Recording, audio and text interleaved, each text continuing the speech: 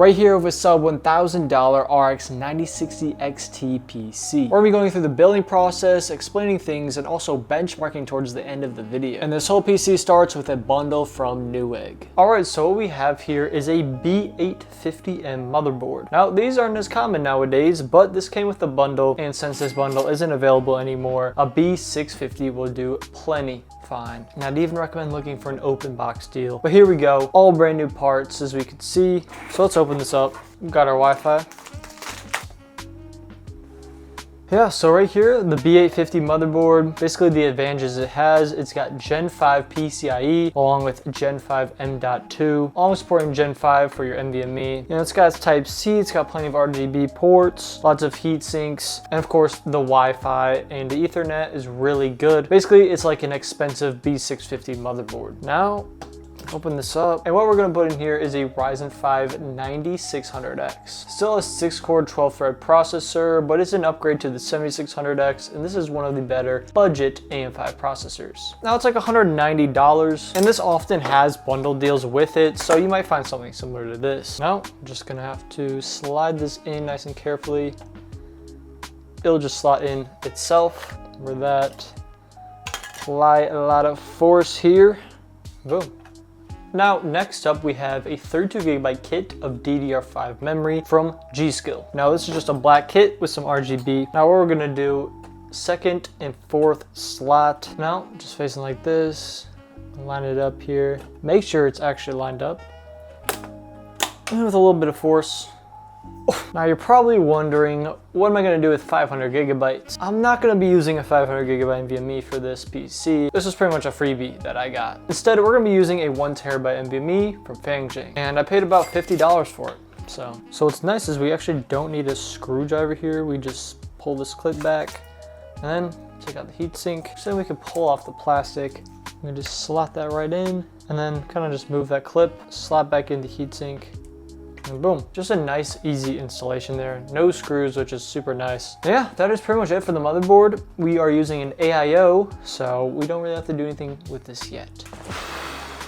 Here I have this beautiful NZXT H7 Flow. Now we know NZXT has some sketchy practices with their rental system, but this case went up for sale the other day, and I was able to get it for about $60 plus tax. So really good deal here. That is why I'm using it. Now I don't necessarily recommend copying this case, so I'll leave some suggestions below.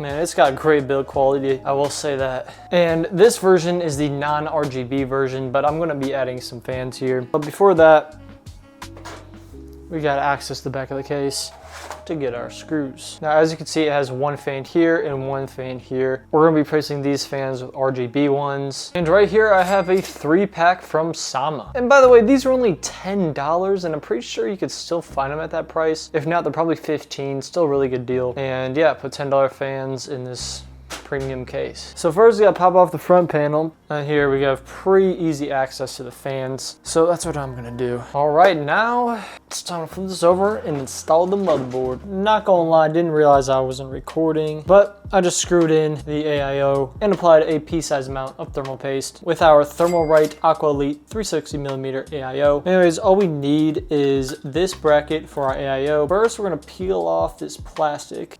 Now we can kind of just twist in our bracket pretty easily here. What's great is we don't actually need screws. We just have to slot this nice and carefully in there. It never really gets that much easier. Now, I'm just gonna screw in both sides. Whew, finally lift this back up. And here we have our PC looking pretty nice. But the cables are a bit of a mess and we need to add some more. But before we do that, we actually are going to use the hub that came with our fans in front here. So to actually configure this, we're going to take all of the fans from the front and plug them into here along with our little guy in the back.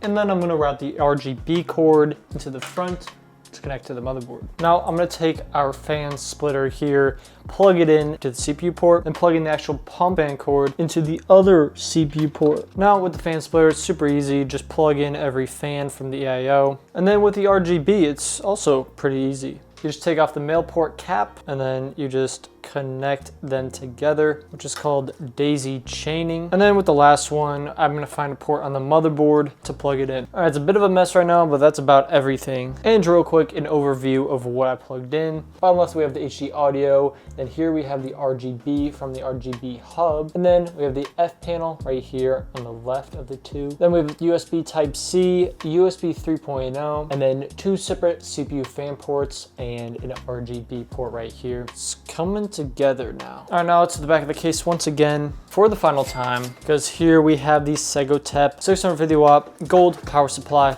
I use in like every build, always around $55 on Amazon. And for me, I have like same day shipping, so that's also amazing. All right, so with this, we have the fan pointing down. I'm gonna take the screws it came with and screw it in.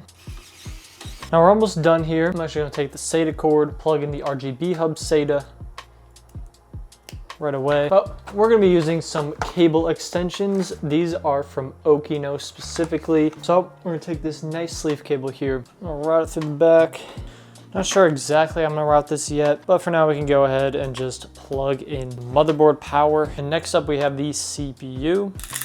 Now I got the CPU cable. We just route it right back here, plug it in.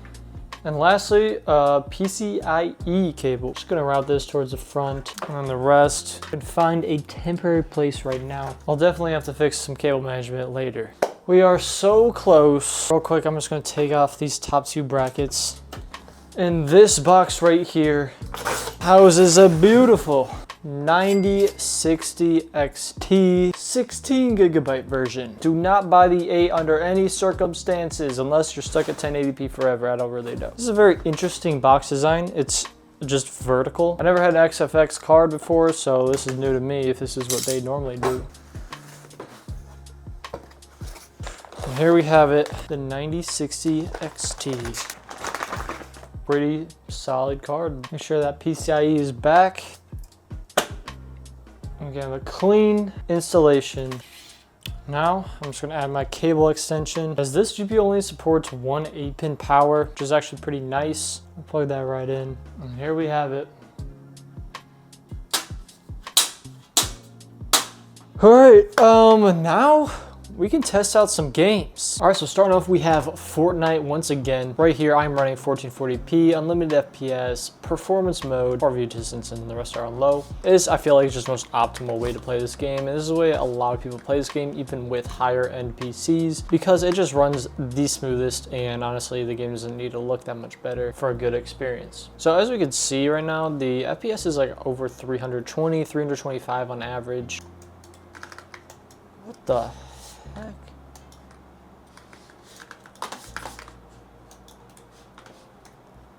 Yo, what? That was a person?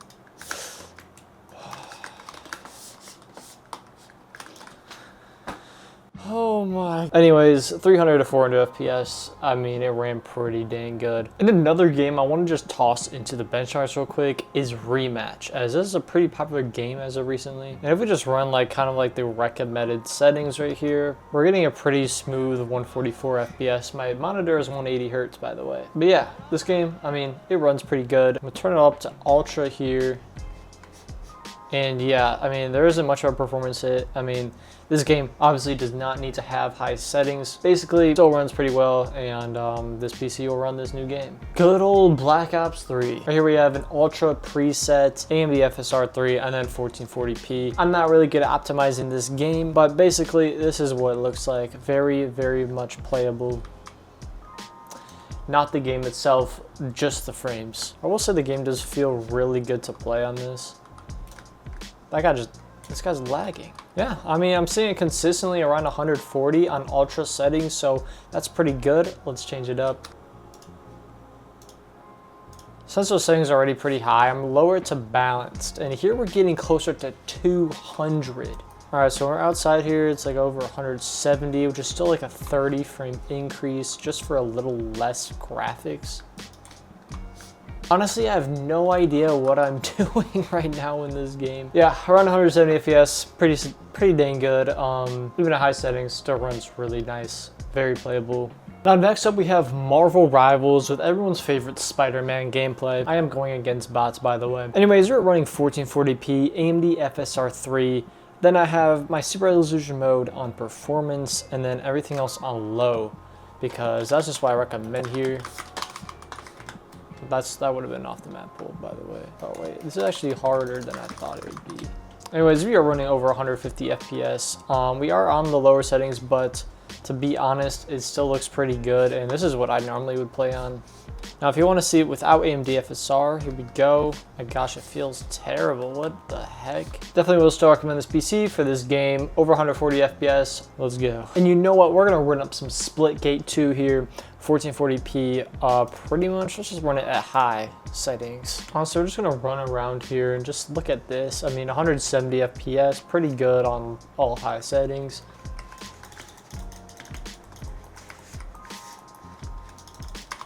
I'll turn it all on ultra just to really see what we can do here. Obviously, looking in this direction is probably not going to be the best idea while running. Well, actually, the FPS looks pretty good here. The movement is crazy though. But yeah, this game can run very comfortably at any settings you want. Awesome. Now I'm gonna run up some benchmarks on Cyberpunk, because you know we gotta do that. First, we're just gonna run ultra, no ray tracing. Let's do it. And we get a decent 81 FPS on that. Not too bad, but we could do better than that. So actually, I'm gonna just try high settings real quick. And that ran at a much better 103 FPS on average. Now, we could dabble in some ray tracing, but this graphics card is not meant for that necessarily, so I'm gonna do low and just see what that gives us.